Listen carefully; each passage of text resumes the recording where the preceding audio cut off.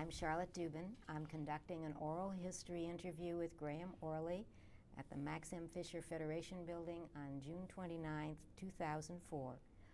Mr. Orley, do we have permission to use your words and thoughts in the future for educational and historical research and documentation? Yes. Thank you. Let's start at the very beginning. When and where were you born?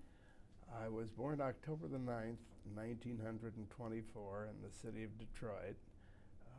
I guess it would be called what is now Women's Hospital. At the time of my birth, my mother and father lived on a street called Pingree, which is on the west side of Detroit and runs east and west off of Dexter Boulevard.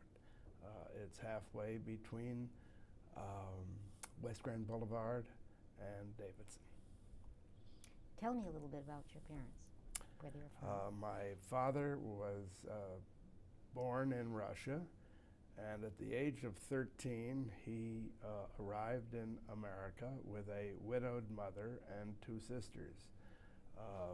In order for them to come into America, a relative, a distant relative, in fact, who lived in Indianapolis, had to sign for them so that they would not become chattels of the country. My mother was born in Lithuania. She arrived in Baltimore, and I don't know the year that she arrived, but she came to Detroit because she had relatives in Detroit. And my father ended up in Detroit after spending about 2 days in New York because it was too busy, too bustly for him. And he had some friends here and finally moved to Detroit, where I was born. Can you tell us a little bit about your home growing up? Backing up for just a moment with my father, one of the interesting stories that my father would tell as a young boy in Russia was the fact that he grew up in an area, actually in a little village called Kremenchuk, which was right near Kiev. And his father was a grain merchant. And they would ride the grain into the big city every weekend so that they could sell the grain to the various merchants. Somehow, some way, he learned how to ride horses during that period of his life. And when he entered America and during the First World War, he was in the cavalry in the United States Army. But going back to your next question, Charlotte, what would you like me to answer? All right. Well, actually, this story was pretty interesting. When he came to this country, did he start a business or work somewhere? No. He worked. My father originally worked as he was 13 years old when he came to America. When he was 18, he was in the Army, and after he came out of the Army, he looked for a job, and he was just a normal person with a job. Ultimately, when he was about 20-something, he became a real estate broker and was a real estate broker up until I know the Depression. And during the Depression, why, things were different in America, and everybody struggled to get by, and he and Mother did the very same thing. But they got by, and certainly during the period of time, there were things that could be done and couldn't be done. But nevertheless, I grew up.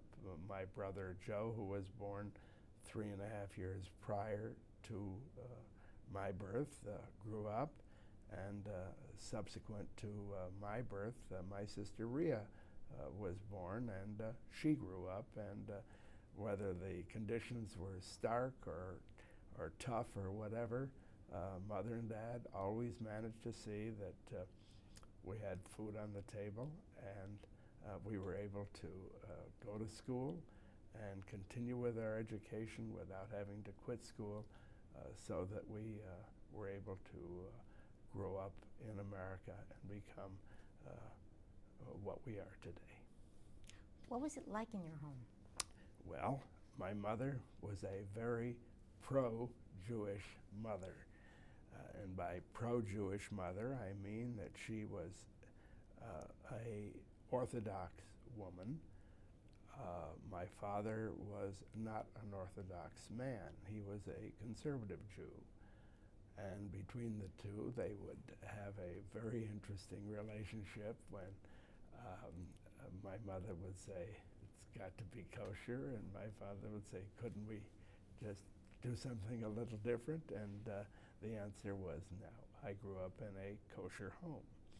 And I remember so vividly as we grew up that Friday night dinners were very important to our family.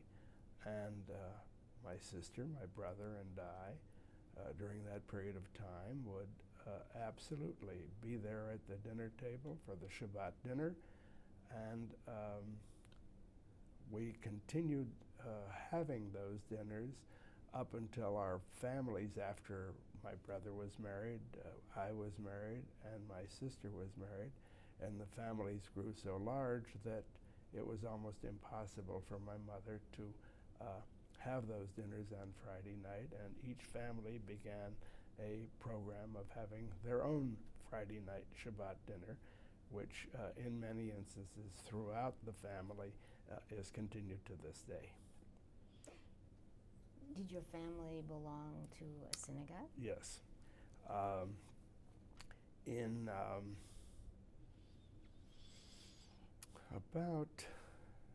going to back up for a minute. You can edit this in or out as you wish, but my mother lived as a young girl next door to Ed Levy Sr. And Ed Levy Sr. and I tell Ed Jr. this story all the time, how he would not let my mother go out with my father until he, Ed Levy, put the okay on my father, which he ultimately did, and they got married. But the what was the question? Synagogue. Oh. As a young boy, because of my mother's family, we belonged to a synagogue that was located on Linwood and Blaine called Mishkan Israel. And I remember on the High Holy Days playing, what are those round nuts? The little round nuts. Hazelnuts? Hazelnuts. I remember playing with the hazelnuts outside of the synagogue, rolling the hazelnuts against the wall of the synagogue to see who could win the most hazelnuts, which were then taken home for the High Holy Days. Subsequent to belonging to that little synagogue, we joined Shaarey Zedek probably in 1930, prior to their building the main sanctuary at Chicago and Lawton. And I remember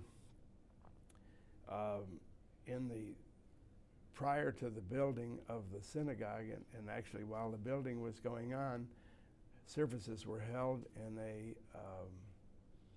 catering hall on 12th Street on the second level.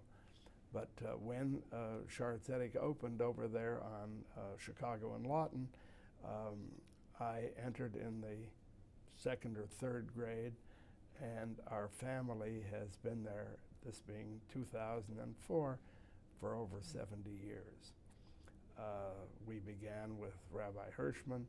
I was there when Hank Greenberg came into the synagogue and asked permission to play on the High Holy Days. And I remember Rabbi Adler. In fact, one of my sons was in the synagogue for one of his services prior to his bar mitzvah, the day Rabbi Adler was shot. All of my children were, let me see, was my daughter? Yeah, my two sons were bar mitzvahed at Shaarey Zedek. Oh, I'll back up further. I was married at Shaarey Zedek. Our children subsequent to our marriage were all bar mitzvah, or my sister was confirmed at Shaarey Zedek. We have been members there ever since and are still members there to this day. Besides your marriage, you mentioned two other historic events that took place at Shaarey Zedek. I wonder if you could tell us a little about the two. Hank Greenberg. Oh, I was probably 10 years old at the time, and at that time it was difficult for children to really sit in the main sanctuary, but they were permitted if your parents were there. And Hank Greenberg came into the synagogue, and at the time he was the great Jewish ball player for the Detroit Tigers, and came in and had asked prior to the main service if he could play on that particular holiday, because the Detroit Tigers were in the playoff at that time. And the rabbi gave him permission, and it was really exciting for a 10-year-old boy to see the Jewish ball player come in and ask the rabbi for permission to play, which was granted. And I think, if I recall correctly, he hit a home run that day and they won the ball game. So it worked out very well. And on the other hand, when I was in high school and playing football, I had gone to the synagogue, to the high school on a day that was a Jewish holiday to play ball, and I broke my elbow that day. So you never know if you're going to win or lose. What was the reaction of the congregation when Hank Greenberg walked in? Do you remember? The place just got up and began to clap. I mean, everybody was excited because this was a real happening. Mm-hmm. The other event, sadder event, was the death of Rabbi Adler. My son Randy was pre-bar mitzvah. As you know, it's customary for a bar mitzvah boy or a bat mitzvah girl to go to the synagogue ever so many times prior to their becoming an adult. And Randy happened to have been in the synagogue that day when a young man walked up, a young man who Rabbi Adler was counseling. And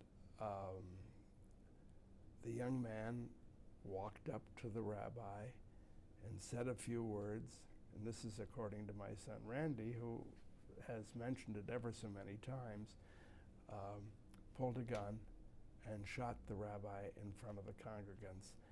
And the place just, I use the word exploded, but I mean the place became pandemonium, and the police were called and the ambulance was called, and Rabbi Adler was rushed to the hospital and subsequently died from the gunshot wound. You told us a little about your neighborhood, where you lived. Can you tell us a little bit more about what you did at that time? Well, for fun. We only lived on Pingree for a short period of time, subsequently moved to Calvert and then to Webb, and they were always in rented units because during that period of time it was the Depression, and as your fortunes improved, you gradually improved your own standard of living. And I, like ever so many of the other young people growing up, I went to McCullough Elementary School. From McCullough Elementary School, I went to Durfee Intermediate, and from Durfee Intermediate, I then went to Central High School, from which I graduated in 1941. And very interestingly, our class of 1941 had some very, very exciting people, one of whom is Bill Davidson. One was Dave Mondry, One was Victor Baum, the former circuit court judge. There were just ever so many young people who grew up in the same era and became upstanding members of the Jewish community. And fortunately, God was good to my family and I, and as time progressed, we also became upstanding members of the community. But from that point forward, my life changed. In December of 1941, as you know, December 7th, America entered the Second World War, and while we can I back up for a moment? I'm jumping, but you know it's very interesting. You're going to edit this, right? Okay. Backing up a wee bit. During the period of growing up, I played ball. I played all types of sports, and just had a regular growing up life. But you know, we were not well-to-do. We were just average Jewish people growing up in an enclave of Jewish people, which was bounded by, let's say, West Grand Boulevard to perhaps Oakland Boulevard, and from 14th Street perhaps to Homer. And the area was predominantly Jewish, and everybody knew everybody. And until after the war, when the migration north and west began to occur, everybody knew everybody by either having to go to the one high school where 95% of the children were Jewish, and everybody knew everybody. Subsequently, that changed after the war, and during that period of time, conditions in the Detroit area changed dramatically. In 1941, my brother Joe was at the University of Pennsylvania. I was accepted to the University of Pennsylvania, but never got there. Joe wanted to get into the manufacturing business, and I might back up just for a moment by saying that people to this day ask how long my brother and I have been partners in business. And it's very interesting. We were partners in a bedroom, sleeping in twin beds when we were young boys, have been partners ever since, and will be partners until the day we die. Our relationship is probably as two close friends, notwithstanding the fact that we are brothers, but it's a very close familial relationship. When Joe got out of the Army, he said to my father he would like to go in the manufacturing business, and Dad gave him a very few dollars to see what he could find, and he found a very tiny little manufacturing business. But when Dad gave Joe the money, he said, "Joe, you can't go into business unless your brother is a partner." And he, meaning my father, would also be a partner. And we stayed a third, until my father turned 70, which was many, many, many years later, after which Joe and I bought him out and remain 50% partners each to this very day. But backing up, Joe found this little business, and during school, I would go over there, I would type invoices, I would deliver the parts, I would do whatever happened or whatever was necessary, because as the war came on, we got busier. And I remember so well delivering parts if something had to be at a manufacturing plant for a war effort at 2 in the morning. I would get into a old Hudson car and drive and deliver the parts to the manufacturing company. The next morning, I would go to school. In the afternoon, I would make sure I typed the invoice for the parts so we could get paid, so that we could pay our bills and continue in business. That was the start of the manufacturing business, and subsequently, Joe was inducted into the Army, and into the Navy, and then a year later, I had a deferment for 1 year because somebody had to be at the business, but then subsequently I was drafted into the Army and spent 7 months in the Army. And for whatever reason, when I was in high school, I had filed an application with a congressman to go to the Naval Academy. When you're in high school, you do many crazy things, and this was one of them. And as it turned out, it worked out extremely well. I was drafted into the Army, and during that period of time that I was in the Army, I went through basic training and whatever other activities I was involved in. And then one day, the commanding officer of the base calls me in and he says, "You have a congressional appointment to the Naval Academy. You're being discharged from the Army tomorrow, and you have 1 week to re-enlist in the Navy." So I was discharged from the Army after 6 or 7 months, and subsequently re-enlisted in the Navy at Bainbridge, Maryland. The reason they picked Bainbridge, Maryland was because there was the Naval Academy Preparatory School there, which was the equivalent of a college education. The exam was given like 2 or 3 weeks after I had been discharged and re-enlisted in the Navy, and I flunked the exam by 2/10 of a point. I will never forget it. The other young men that were there had been studying for 8 or 9 months. As I had flunked the exam, I then went to basic training for the Navy, notwithstanding the fact that I had already done it for the Army.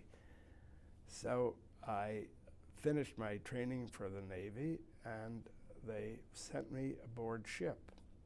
I was on a patrol gunship that was in the Atlantic, and I was aboard ship for 3 or 4 months, and I was studying to be a storekeeper striker.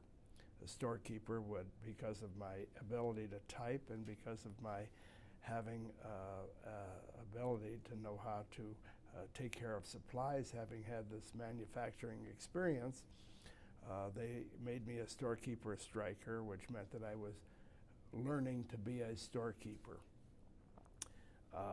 After about 3 or 4 months aboard ship, word came out that would I like a fleet appointment to the Naval Academy to go back to the school to take the test, study for the whole year and take the test and so forth and so on.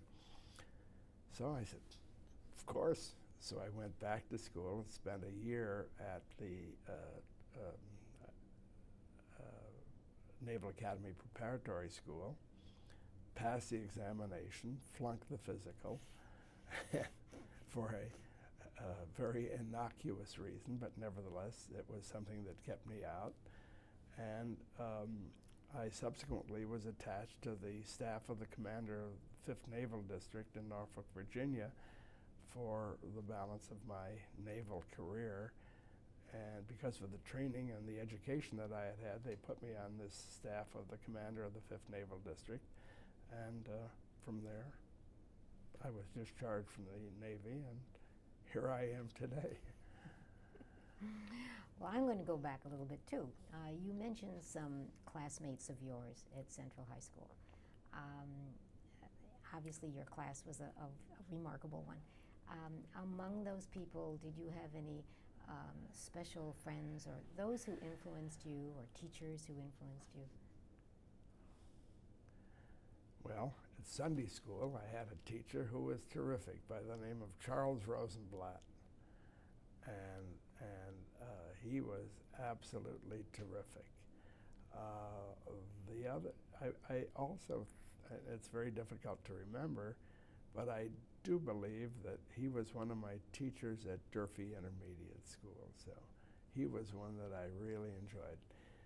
Another interesting thing that happened, and this is if it wasn't for Ralph Bourne sitting next to me, I'd still be in high school, because I think it was Irving Panish was the physics teacher, and there was no way in the world that I understood what he was talking about, but fortunately I passed the final test, and that was it. But Ralph Bourne was a very good friend, a classmate of mine, and a still good friend today, and he assisted me in getting through that class.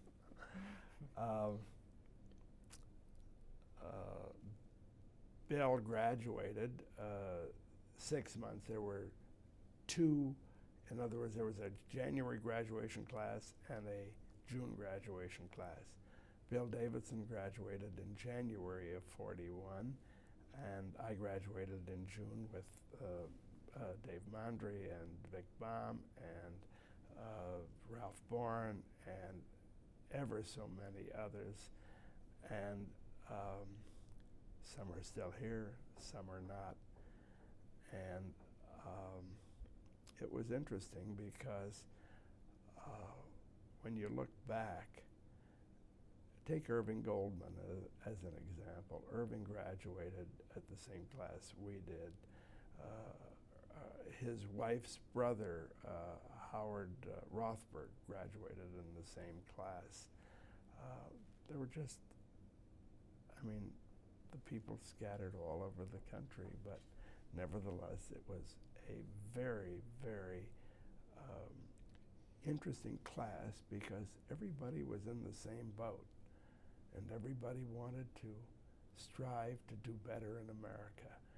And if you look around at the names, they all have. It's very interesting. You also mentioned that you had worked with your brother, but I think you worked after school earlier than that. Yes, I did.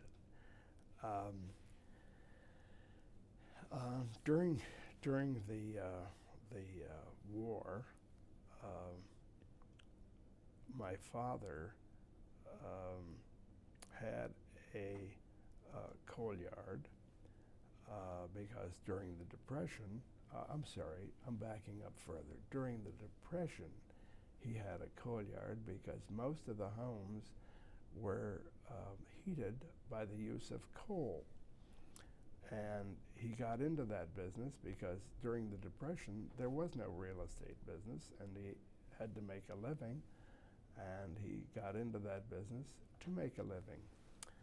And as a young boy, I was perhaps 13 years old at the time, and I would remember jumping on the running boards on a Saturday of cars with people who also were very poor, but they needed a bushel of coal.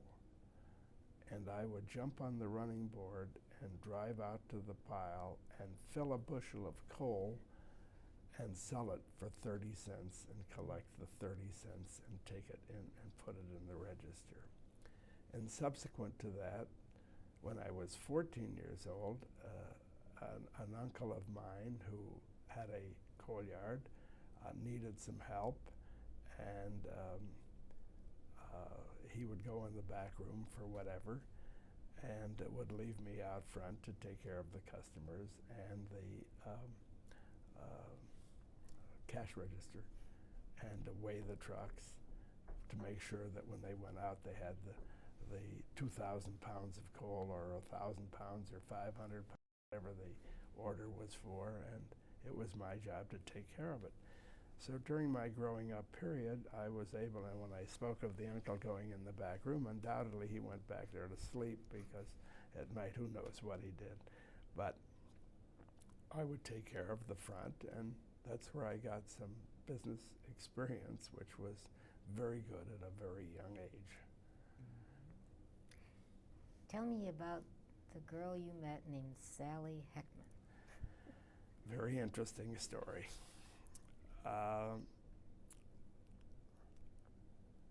My father and Sam Heckman were friends.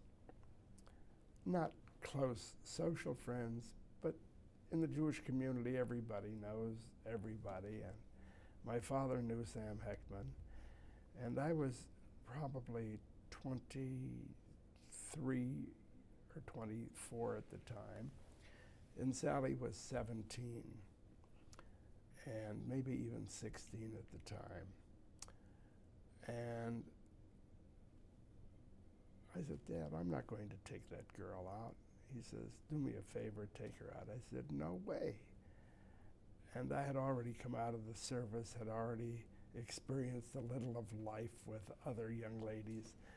And one day, Dick and Avron come. Avron was in my graduating class also, as was Dick Sloan. One day, Dick and Avron decide that they're going to Europe for the very first time. And Dick, who lived on Wildermere at the time, because the migration had already started to take place to the northwest, was having a party in the basement of his father's house, and Bert Gordon brought Sally to the party, and I saw her for the very first time. I said, she's too young for me. I just can't go out with her.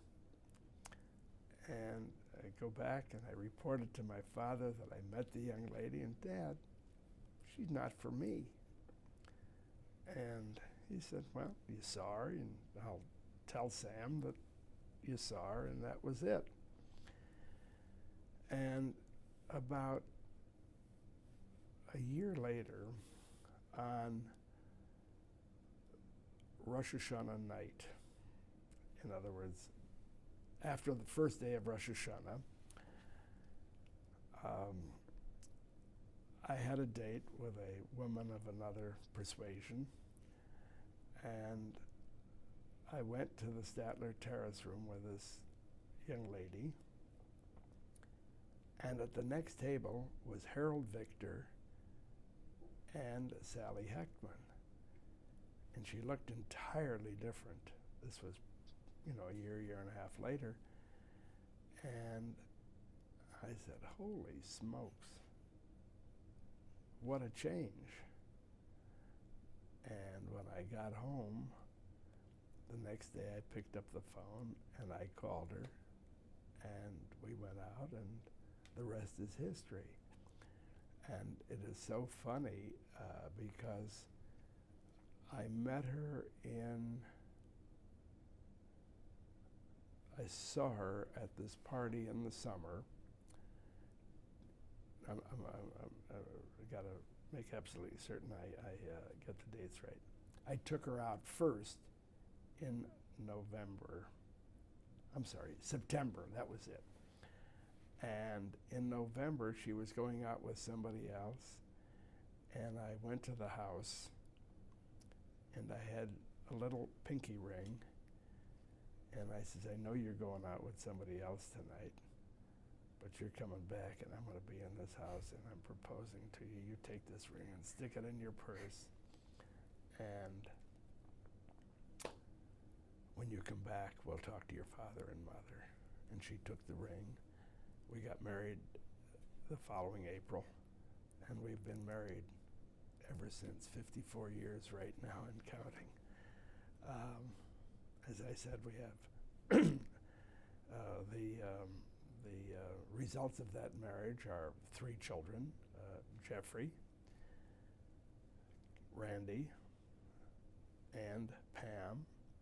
And between the 3 of them, Jeff was married, has 3 grown sons, Randy has 2 boys and a girl, and Pam has a boy and a girl. So out of our marriage, we have 8 grandchildren, and God willing, we'll have many more great-grandchildren if God's good to us. One of the interesting things that happened in my life was how I got involved in charity, philanthropy, whatever you want to say. During the Depression, my mother had the blue and white box in the kitchen. And I remember vividly, in the Depression, when nobody had any money, she would take coins and just drop them in that box and make sure that whatever little spare change she had went into that box. And she said, it's for the Jewish people, it's for the Jewish people. And boy, that's stuck in my head ever since. And thank God, God's been good to us, and we're able to do what we're able to do. And that's where it started. Tell us a little bit more about that charity. I know that you have been charitable in a number of areas. In fact, why don't we start with the Jewish Federation of Metropolitan Detroit and the United Jewish Foundation. How have you been involved? Well, as a young man, I was a solicitor for campaign. And it was very interesting because I remember we were in, well, may I back up a moment? You had asked me on a previous occasion how we got into the real estate business, and it was very interesting. The manufacturing business grew and grew and grew, and there can't be 2 bosses in one business. And my father was able to accumulate some property over time after the Depression and after the war. And I said to him one day, Dad, why are the 2 of us running one business when the 2 of us can be running 2 businesses? And he said, that's a very good idea. And I said, well, I'd like to do real estate. And that was the start. And going into the real estate business, I didn't know very much. I had a little business experience, but it just grew and grew and grew and grew. But one of the interesting things in the real estate business is here and there you acquire a partner, a part-time partner, a partner in a deal, or whatever the case may be. And one of our early partners was Phil and Max Stolman. And as you know, Phil and Max were very charitable. And Phil would always say to me, Graham, what you give away will come back in spades. Just keep earning and giving and earning and giving.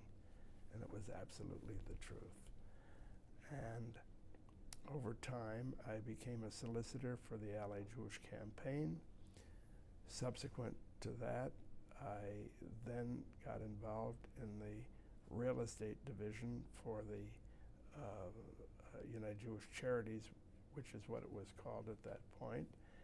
And I was on that committee. They didn't have term limits at that time. And I was on the real estate committee for well over 10 years. And then as time went on, I became a treasurer, a vice president, and then ultimately the president of the United Jewish Foundation, and I was the president for 3 years, which was term limited. And ever so many things happened during my time as president of the Charities Foundation, the most notable of which was the acquiring of the Maxim Federation building, which is the building we're presently in. and which happened by a quirk. Bob Aronson, and by the way, I was on the search committee that hired Bob Aronson, and if you ever talk to Bob, he will tell you that I sold him on Detroit. That was then Di Modesta's restaurant on Northwestern Highway, and as we all know, Bob has proven to be an absolute gem for the city of Detroit. But backing up just for a moment, Bob was at my house to discuss something in regard to Federation and Charities, and he said, I have to go over and see Bruce Pulasker about something, and he said, about a building, and he says, do you know him? I said, I know him very well. I know his sister, I knew his father. I says, I know him very well. He says, do you have anything planned right now? I said, yeah, I can call my office and change whatever I have to, but let's go over to Bruce's office. So we go over to Bruce's office, and Bruce sees me walk in with Bob Aronson and walks up to me and puts his arms around me. Graham, I'm glad you came. And we sat down and worked out a transaction where Bruce was able to donate the building that we are presently in to the United Jewish Foundation. And in the very first week of ownership of the building, there were more meetings held in this building than were held at the old Butzel building in a year, because it was the center of the Jewish community. And it's proven to be a wonderful building for the Jewish community. Really? The other positions that you have held with Federation, I know, and the campaign are numerous. I don't even remember. Don't remember. All right. Well, tell us then a little bit about your other philanthropies within the Jewish community, not just Federation. One of the, truthfully, I can't remember. You know, time goes by and you forget. One of the interesting things that has occurred between my brother and I is the fact that we are very, and I should include my sister also, we are very family oriented. By that, I mean simply that his family and my family get along extremely well together. And in fact, one of his sons was born October 8th. I was born October 9th. My son Randy was born October 15th. And there's just a blending of the families, a very close relationship. And that led us, when Bob Aronson came talking about the gift to Jewish Family Service, it almost fit in perfectly to what our beliefs were. And when I say almost, I mean there are so many different things that they do, and we being family oriented, I mean the family orientation doesn't relate to how the immigration and the resettlement of the Russian Jews through family services occurred, but nevertheless, what has happened is adoption, family problems, marriage problems, adoption. I mean, there are so many things that family service does that fits into our mode of thinking. And when I speak of our mode, I'm speaking my brother and I, that it just fit right into where we wanted to put some money. And we are really excited about the fact that probably in the fall of 2004, or no later than the spring of 2005, the family service will move into this absolute magnificent building opposite the Jewish community campus on Maple Road, and it should be an absolute perfect blend to what has been done on the campus itself. And our families, plural, are very excited about what we have done and hopefully what we are able to do in the future. If you say what other philanthropies, I could give you Technion, Bar-Ilan, Weitzman Institute, B'nai B'rith. I could go on and on and on and on, but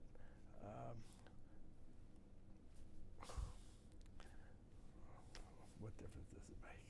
It doesn't. Thank God. Thank God. Whatever we're able to do, we do. Well, then some of those philanthropies you mentioned are Israel-based. What about Israel in your life? Oh, I forgot two very important ones, by the way, for local. We are major contributors to Ford Hospital and Beaumont. And I learned that lesson from Sam Hechtman, my father-in-law. Sam used to go to Florida and spend his winters there. To him, the winter was 6 weeks. One day, he walked into Sinai Hospital in Florida, in Miami, and said, "Who's in charge of philanthropy?" This was maybe 20 years ago. They didn't know Sam Hechtman from a hill of beans. And he walked in and he said, "I'd like to give some money. So if I ever die in Florida, you'll know who I am." And I will never forget this. He found the people that he had to talk to. Right there on the spot, he wrote him a check for $50,000. They remembered his name, and would you believe he died in Florida? And Sam, and I learned from he also, that giving to the community locally, which he and my mother-in-law Lillian did, both for, well, actually Sam was the first president of Federation Apartments and was one of the proponents of the fact that the Jewish community needed two types of apartments. Needed those for low-income families, and second, needed some apartments for those who were able to afford a little better service. And he was the president of Federation Apartments, donated a substantial sum of money there, subsequently gave money to the Sinai Hospital, and third but not least, has just given a substantial sum of money to the Jewish Community Center for the Hechtman Gymnasium. So running through the gauntlet of both sides of the family, we are involved in the hospitals. I learned that little quirk from Sam on doing the hospital bit because we're Detroiters and my brother is Detroiter, and we wanted to make sure that the two hospitals knew who we were. Keep going. I think also the symphony has oh, yeah, well. One day, what about the Opera House? Oh, in the Opera House. Okay. One day,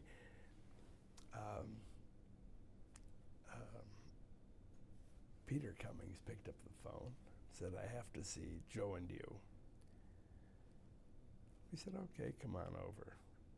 At the time, I don't think I had been to the symphony 5 times in my life. And he said, "We're doing this and this and this and this and this, and I have to have some money." And we gave him some money. And then he came back and I said, "Well, we really aren't symphony goers, but we'll give it to you, and let us think about it, and come back in another year." He marked it down, and sure as anything. He came back a year later, and we gave him some more money. And at the time, we thought, what are we doing this for? And finally it was decided we're doing this for the city of Detroit and for where we grew up. And one day I was at the Pine Knob outdoor facility, and the then director of the symphony, I believe his name was Emil Kang, came over to say hello. And I said to him, Emil, if you'd have told me a year ago that we would have done what we did, I said, you'd have been out of your mind, but it's done and I'm happy. The same situation occurred with David DiChiara at the Opera House when he was having his big fundraiser over there.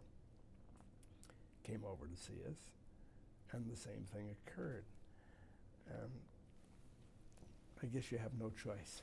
You do what you have to do or want to do. Tell me about Israel. What do you want to know? Why do you support Israel as I'm generously a firm as you do? believer. I am a firm believer that the Jewish people need a state. I am very unhappy with what's going on in Israel right today, but I am a firm believer that we need a homeland. We have a homeland. It must be protected and it must be preserved for the benefit of the Jewish people. And when you look around the world and there are only 16 million people of Jewish faith in the country, in the world, why, I mean, we're outnumbered by God knows how many people, and we have to stay strong, and we have to stay with a state of our own, and we have to protect that state any and every way we possibly can. Have you passed on some of these feelings to your children? Well, it's very interesting that you say that. Randy, my second son, our second son, is on the real estate committee. He has been on the real estate committee for Federation now for probably 4 or 5 years and is working his way up the ladder over there. He and my nephew-in-law, Larry Lax, are the 2 members of our family who are overseeing the construction of the Jewish Family Service building.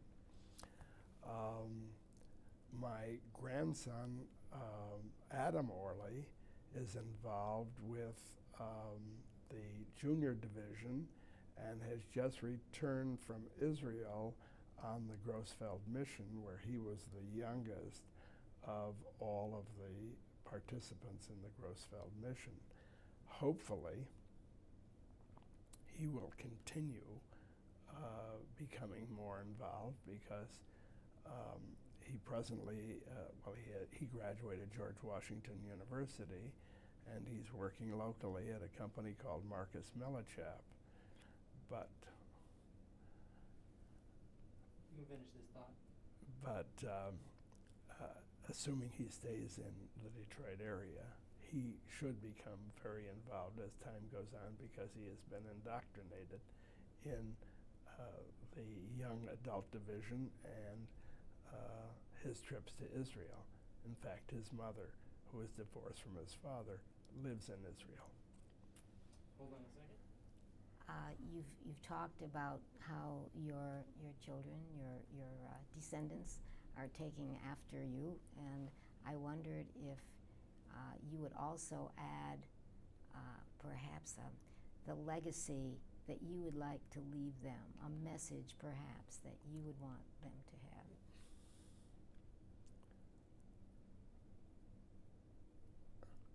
When I grew up,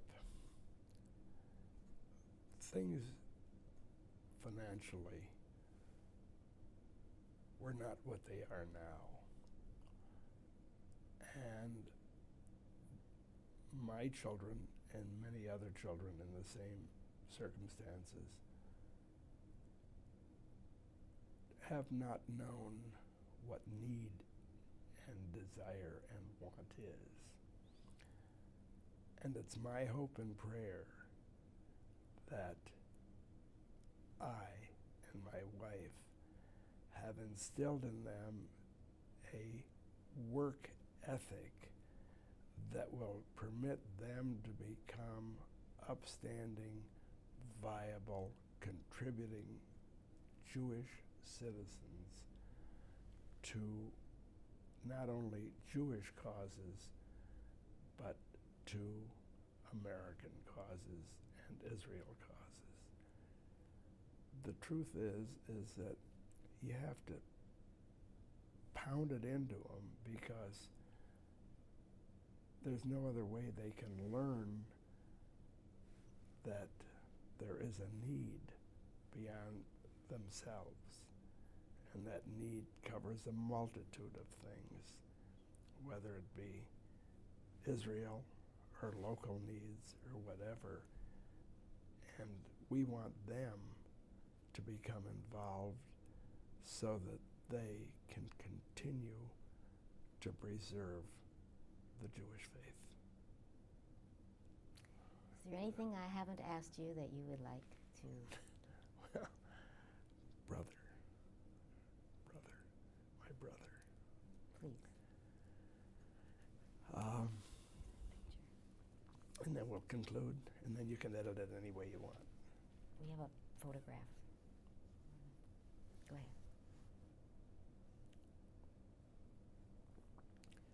I appreciate very much the fact that you have asked me to come here because of my involvement in the Jewish community. But I must tell you, that involvement has involved more than just me alone. It has involved my brother Joe, who, as I have said previously, has been my business partner from day one and will continue until we both pass away. But I have to say that the involvement in charities that have been done by both of us, and both have the same belief, both have the same feeling, and both have the same desires, not only for what we've done, for what we hope our children and grandchildren do. Joe and I have talked ever so many times about the future of our children. And one of the interesting things that we did was we didn't bring them into our businesses other than letting them know what we do, but we wanted them to become their own people. And fortunately, because of that decision, my children have done and become their own people, financially sound. Joe's children, the same, have become their own people and financially sound. And today, each family has appointed one person to represent their family in our businesses. And from Joe's family, Robert Orley has been anointed as the intermediary. Randy Orley has been appointed the intermediary for my family, and the two boys are working together to become more involved and more acquainted with what Joe and I have done over the years, so it can continue for the benefit of the families. How's that? Thank you very much. Did that answer your question? Yes, beautifully. Gives me the willies. Now we have a photograph of Ram and Tell us what's in the picture. Okay, go ahead. My brother Joe is right here, and as you know, I am to his left. This picture was taken outdoors of a 600,000 square foot office complex which we built in the city of Troy, Michigan, which Joe and I are partners in. And it was at the dedication of the second building, which was a very happy event for both he and I. And if you drive down Big Beaver, just past the Somerset Mall, opposite the Troy Marriott and the Troy City Hall, you will see these two 14-story office buildings, which we are very major partners in, and I am very happy to be a partner with my brother.